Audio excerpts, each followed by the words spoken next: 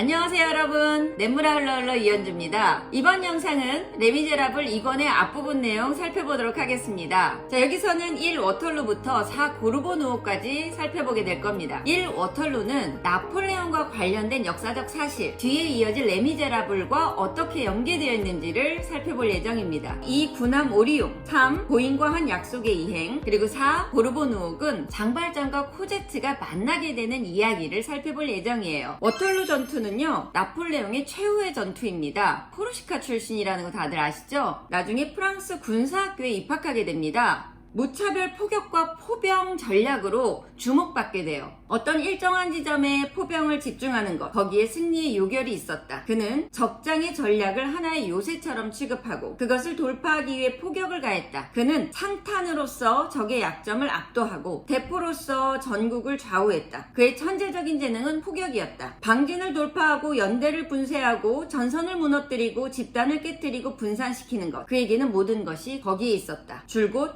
치고 또 치는 것이었는데 그는 이러한 일을 포탄에 맡겼다. 이것은 무서운 방법으로서 이것이 천재성과 합쳐져서 15년 동안 이 엄청난 전쟁의 권투선수를 무찌를 수 없게 만들었던 것이다. 이후에 프랑스 혁명 전쟁이 치러지게 되죠. 루이 16세와 마리 앙뚜아네트가 갇혀져 있고 이들의 위험한 상황이 자신들의 상황과 동일하다고 느낀 주변 제국의 이해관계에 따라서 프랑스와 적대관계에 놓이게 되는데, 프랑스 혁명 전쟁과 나폴레옹 전쟁 때 나폴레옹의 존재감이 점점 주변국에 확보가 되게 됩니다. 이런 계기를 바탕으로 봉화정도 대체하면서 나폴레옹이 통영 정치를 하게 돼요. 그러면서 황제가 되게 됩니다. 황제가 된 나폴레옹은요, 유럽 주변국들을 하나씩 점령해 가기 시작합니다. 계속해서 승리를 해가던 나폴레옹은요, 1812년 러시아 원정을 실패하게 되면서 퇴위하게 되는데요, 주변국들의 견제에 의해서 엘바 섬으로 유배되게 됩니다. 그리고 그 이후에는 루이 18세가 프랑스에서 재위하게 되는데요, 이 루이 18세가 무능력한 정치를 했는데 여기에 실망했던 시민들이 다시 나폴레옹을 원하는 분위기가 형성돼요. 이 분위기를 타고 나폴레옹이 엘바섬에서 탈출하게 됩니다. 그리고 자기를 기다렸던 군인들을 이끌고 파리로 북상하게 되죠. 그리고 루이 18세는 이 나폴레옹을 치라고 관군을 보냈는데 그 관군들마저도 나폴레옹에 합류하게 됐었습니다. 이 나폴레옹을 다시 유럽에 영향력을 갖지 않게 하기 위해서 영국과 프로이센에서 군대를 파견하게 되는데 바로 그 전투가 워털루 전투였습니다. 웰링턴이 이끄는 영국군과 블리어가 이끄는 프로이센군과 싸우게 되는 그 장면이 1 워털루 내용에서 다뤄졌던 것입니다. 여러분들이 100여 페이지에 이르는 워털루 전투와 관련된 내용을 읽을 때 참고하면 좋을 부분을 간략하게 짚어보겠습니다. 일단 맨 앞부분에 이야기를 전하는 후세에 누군가가 있다는 것을 알게 됩니다. 이야기를 전달하는 전달자라고 생각하시면서 읽으면 돼요. 워털루 전투가 일어났던 장소를 둘러보면서 비극적인 전투가 일어났던 당시 장면을 회상하는 방식으로 이야기를 전달하고 있다는 걸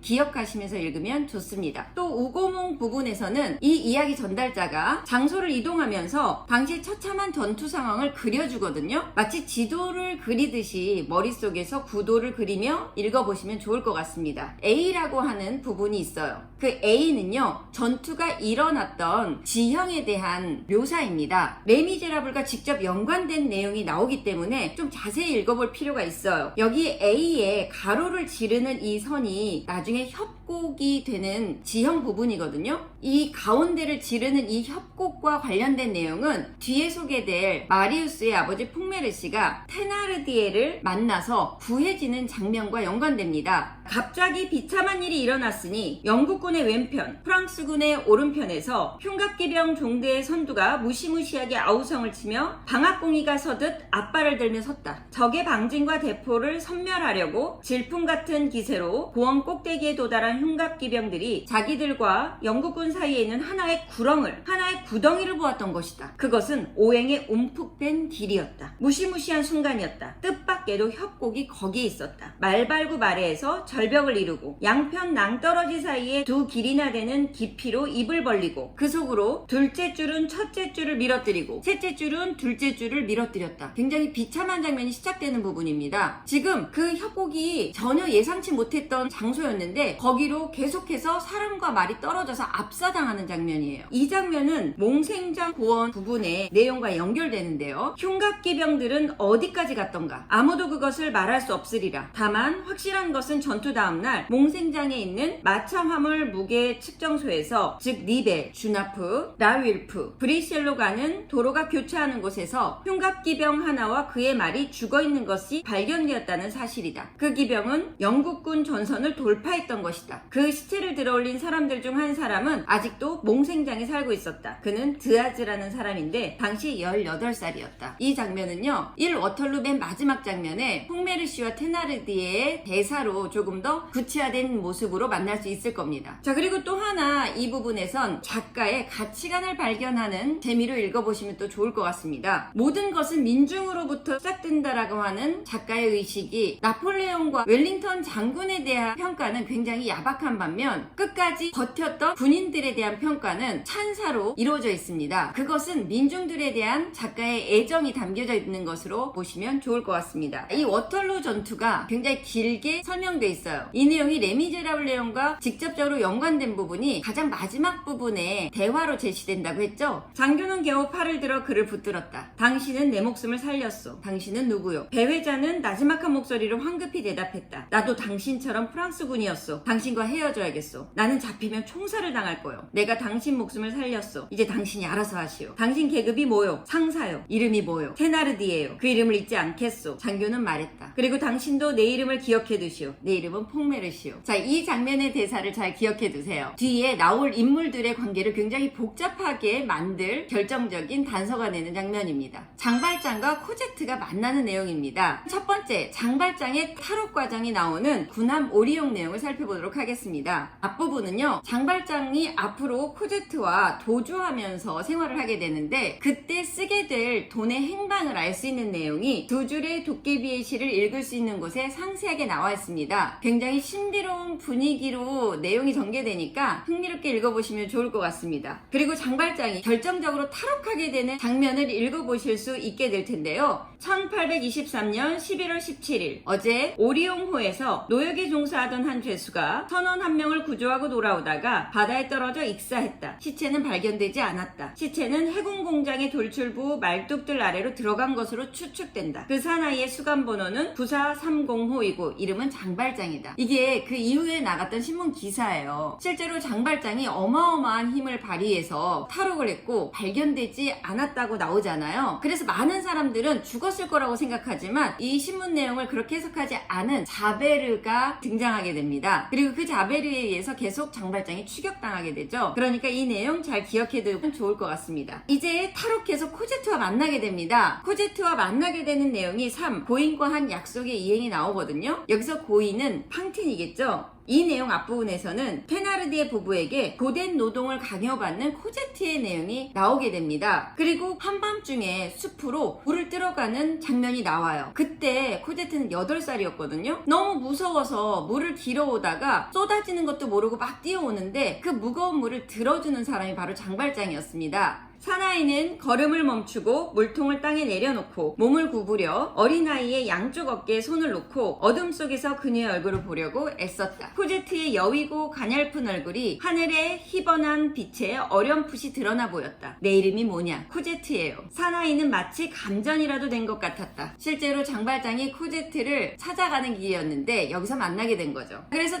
테나르디에게 벗어나게 된 과정도 나와 있으니까 재밌게 읽어보시면 될 것 같고요. 이렇게 해서 두 사람은 고르보누옥으로 가게 돼요. 이곳은 숨어 지내기에 적당한 곳입니다. 왜 숨어 지내기에 적당한 곳인지는 앞부분에 자세하게 나와 있으니까 장면을 머릿속에 그려가면서 읽으면 좋을 부분입니다. 그리고 이 부분은 좀 자세하게 읽어보시면 좋은 게 여기서 나오고 끝이 아니라 뒤에 다시 한번 나오게 돼요. 그러니까 놓치지 말고 읽어보시면 좋을 것 같습니다. 이 두 사람은 행복하게 지내게 됩니다. 두 불행이 섞여서 행복을 만들다에 잘 나와 있어요. 그래서 만족하면서 살고 있는데 이 행복이 오래가지 않습니다. 자베르는 끈질기게 장발장을 추격하고 있거든요. 어느 날 저녁 장발장은 코제트도 동반하지 않고 그곳을 지나가는데 그 거지가 여느 때와 같은 자리에 막 켜진 가로등 아래에 있는 것을 보았다. 그 사나이는 그의 버릇대로 기도를 드리는 것 같았고 몸을 완전히 구부리고 있었다. 장발장은 그에게 가서 평소대로 그의 손에 동량을 주었다. 거지는 벼랑간 눈을 들고 장발장을 뚫어지게 바라보다가 얼른 머리를 수그려 버렸다. 그 동작은 번개 같았다. 장발장은 소스라치게 놀랐다. 가로등 불빛에 언뜻 본 그 얼굴은 늙은 교회지기의 평화롭고 경건한 얼굴이 아니라 무시무시한 아는 얼굴인 것 같았다. 자베르였는데요. 장발장이 계속해서 생각해요. 자베르일 리 없다. 그런데 조심스럽게 행동하는 장발장은 그날 저녁에 고르보녹을 떠나기로 결심합니다. 그리고 코제트를 데리고 떠나는 장면까지가 이번 주에 읽은 부분이었습니다. 이어지는 뒷부분은 아주 흥미로운 도주 장면입니다. 자베르의 추격 장면을 뒤이어서 재밌게 이어 읽으시면 될 것 같습니다. 자, 여기까지 이권의 앞부분 내용 살펴봤어요. 저는 냇물아 흘러 흘러 이현주였습니다.